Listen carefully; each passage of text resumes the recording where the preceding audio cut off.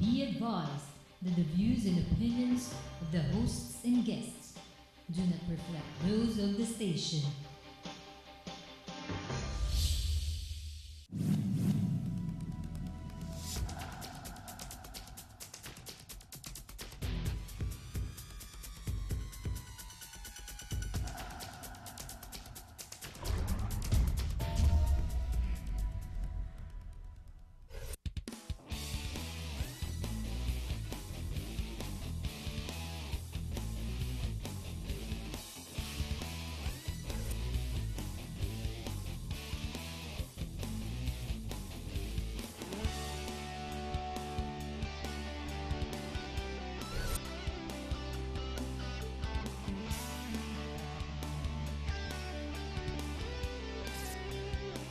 You are what you watch. Hello, my name is Harry Tambuatco. Welcome to our program. Now, every week you hear me screaming out, making pronouncements, and I'm always screaming out for change and whatnot. Ladies and gentlemen, how about this? Why don't I treat you to a program where I will stay positive, not turn red, and my nerves not coming out of my neck.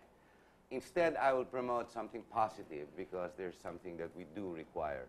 Nation building requires a bit of being cool, tempered, and forward-looking. To be negative and to be analytical, sure. After all, this is a democracy. But for this show, let's stay in that tune. I would like to promote tonight's program with an event that's coming up, which I found very, very interesting. And interestingly enough, it's in the news. Malacanang over the weekend just announced that they will solve the traffic problem. However, there are issues. And it says very quickly, based on their communications officer, Atty. Valte, that this will require political will. But does not everything require political will?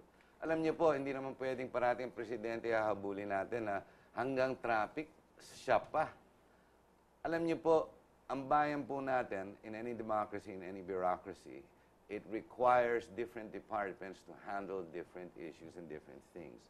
Work of government is never ending, never sustaining. It is very rare that you see the people rallying to say, hey, ang galing ng gobyerno natin. Nag-rally tayo when we want something more out of them. But there are departments in government that actually make an effort to go out of their way to resolve issues.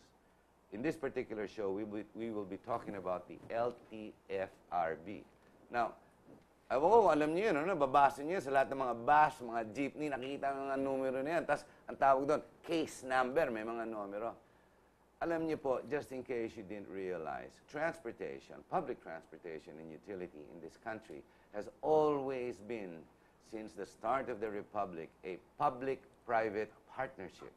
It's always between the two sides of government, regulating the private side. We don't have what we call government-controlled public utility when it comes to transportation, for one reason or other. Sometimes regulation can be more bothersome and more difficult. Allow me to point out some notes. The LTFRB and the OED, in cooperation and coordination with DOTC, so that's the Department of Trade and Communication, under the Office of the Secretary, will be launching next week in 2013, of course, the Public Land Transportation Solutions Summit.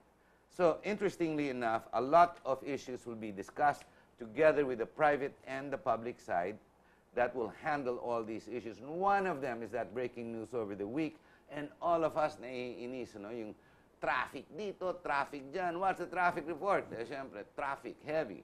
But sometimes progress can get in the way and sometimes sacrifices need to be made. But I'm not here to throw these issues to you for you to understand and just accept.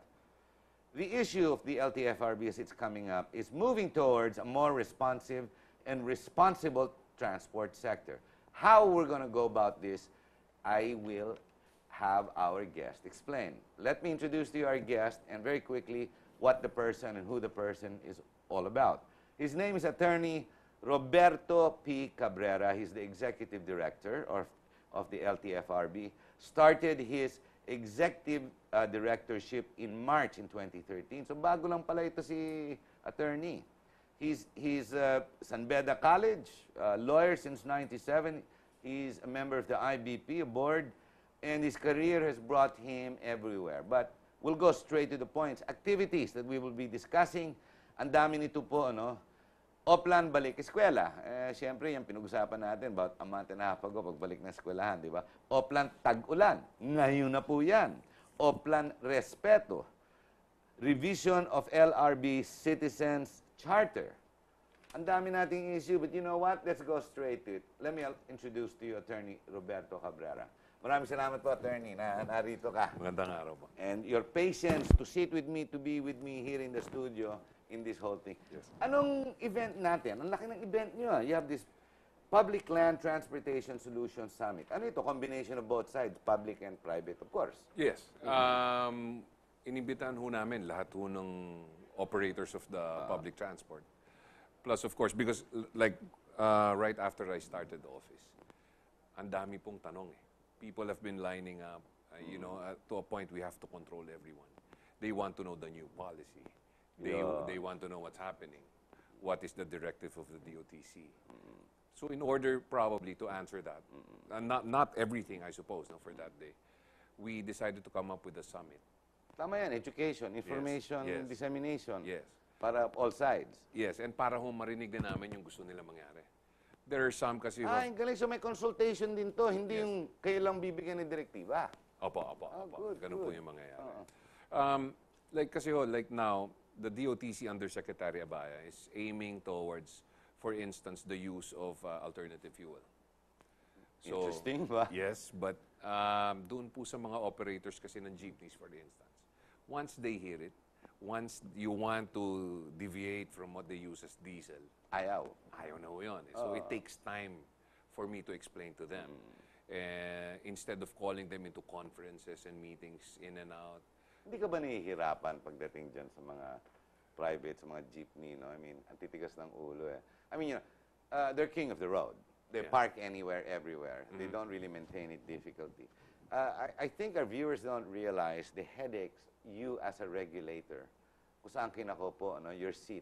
It's not all that easy dealing with these people kasi marami sila eh. Marami ho. Mahilig mag-rally. Ito si George San Mateo. Parang komunista na eh. Nagagalit parati sa inyo. Yes. I mean, he can never be wrong. He's always right. Subukan niya kaya the other side. I-regulate mo ang... Kung hindi naandar ang kalye natin. Parang gano'n na nangyayari.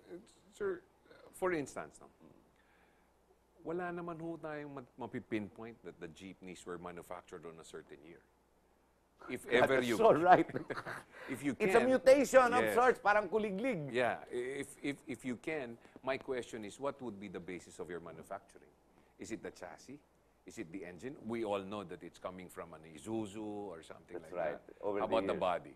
The body, so we count down from the Kung saan-saan ang panahon ginagawa. ng Hapon yun eh. In-extend lang ho ng in-extend yun. Tapos dinadagdagan ng bakal. Yes. At one point, we had Sarao. We had Wala na Francisco. saraw. Wala Halos na eh. wala na yan. Wala na eh.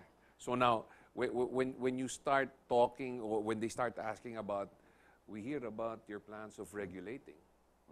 I can't answer them with a yes or no right away. Because I have to really think, if ever I regulate, if ever we regulate, what would be the basis of the regulation? But we cannot do without regulation, attorney. Yes, Di ba? yes, yes. Kundi chaos yan eh. It's Yes. already chaos in the street. And if you continue with the sustaining chaos, it will just get more chaotic. Tiranina. Sir, and it's not only the regulation, basically, the operators and the public should understand that the regulation is not for us or for the operators. It's for the riding public. Sila ang reason. Sila po eh. Consuming public, yes, riding public. If I do not regulate, for instance, safety measures like tires and everything, pag nagkaroon ho ng aksidente, Kawawa pag ang bumalik ka riding doon, public. patay. At the same time, if I do not plan for regulating, for instance, the use of diesel engines, kawawa naman ho ako sa Department of Energy. Energy. Babanatan Hindi, ka na naman. Susugurin ka ni Senator Loren. Galit na naman eh. So those are things. But you know, if you really think about it, I've talked to a number of operators, of leaders. Saan ayaw naman sila, no? Sir, actually, mahusay-husay lang kausap lahat. They cooperate. They help. In fact, my first month in office, it was Ka-Obet Martin, who was always in my office, trying to extend his hand in trying to help. At pag may problema ho kami, marami ho sila, lahat ho ng operators, they cooperate in general. But regulating, when you come up with directives and policies, it's not all that easy, much less these people. What do you do when there is no discipline kung ayaw nila? Like George San Mateo, Obet Martin, and the different jeepney groups, for example, no? They're the more notorious ones, supposed to be, based on public opinion, di ba? Nakikita natin eh. What happens? What do you do? Hindi ka ba nahihirapan? Because discipline is the problem. They may be there, pero yung mga tauhan nila, the people under their leadership, so to be, it's illegal parking, illegal pickup here, illegal pickup there. Worse, no registration, di ba? Because I've been reading in the newspapers how the LTFRB has been clamping down, for example, on illegal buses, provincial buses. Di ba, maraming issue ngayon yan eh. Sir, what we do actually, what I do, is I really seek their cooperation first. Marami ho yan eh. A group will file for an increase in fare. Another group would say, we don't need it yet. A group will file, a citizens group would file for lowering of the fare. And another group would say, no, we have to increase it. So, if they want to, they threaten you with a strike, I try to avert it. Yeah, I you talk have to no them. choice. But if they You have do, to pacify, Your role is to pacify as well. yes, but if I always tell them, I'll be stern with my warning. If you hold the strike, I'm going to cancel all the franchises you hold. So ganun ho. It hasn't come to that point. So there is still a semblance of discipline because as a regulatory body, which is what the LTFRB is all about, you are tasked to control the streets and all these public utility vehicles moving around. Yes. Kasi kung wala na, it'll go nuts. Sir, actually, we are a quasi-judicial body. As it is, we are allowed to issue suspension orders. If you refuse to comply, if we get a call from a motorist or a passenger, a complainant. That's why I read that everywhere. Yes. Call, and yun yung mga numbers. Yes. All the The time. hotline numbers. Pag may tumawag ho kasi, some people say, wala yan eh, hindi naman pinapansin yan eh, di ba? But with this administration, what we do is when you call or text me directly, there's action right away. Sometimes nakaschedule na po yun sa hearing eh. So we ask them to appear. And if they don't appear, we cancel the franchise. We have them apprehended na.